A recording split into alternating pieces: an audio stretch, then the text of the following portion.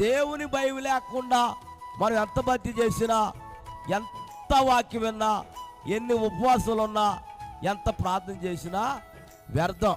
ఏమి లేకపోతే అందరు చెప్పండి, దేవుని భయం లేకపోతే. మరి దేవునికి భయపడుతున్నావో లేదో నాకు తెలియదు, కానీ ఈ రాత్రి నువ్వు భక్తి చేసే భక్తి ద్వారా, నువ్వు చేసే ఉపవాసాల ద్వారా ఈ ఏమి కార్యాలు జరగవు. కానీ కార్యాలు జరగాలంటే, అద్భుతాలు జరగాలంటే, కార్యాలు జరగాలంటే ప్రాముఖ్యంగా ప్రతి విషయంలో మనం ఎవరికి భయపడాలి? దేవునికి భయపడాలి. దేవుని స్తోత్రం చెప్పండి, హల్లెలూయా. అలాగే వీళ్ళ బైబిల్లో భక్తులు చాలామంది భక్తి ద్వారా ఆశీర్వదించబడలా. బైబిల్లో చాలామంది భక్తులు ఉన్నారు, భక్తి ద్వారా ఆశీర్వదించబడలేదు. కానీ బైబిల్లో భక్తులు ఎలా ఆశీర్వదించబడ్డారంటే దేవునికి భయపడ్డారు కాబట్టి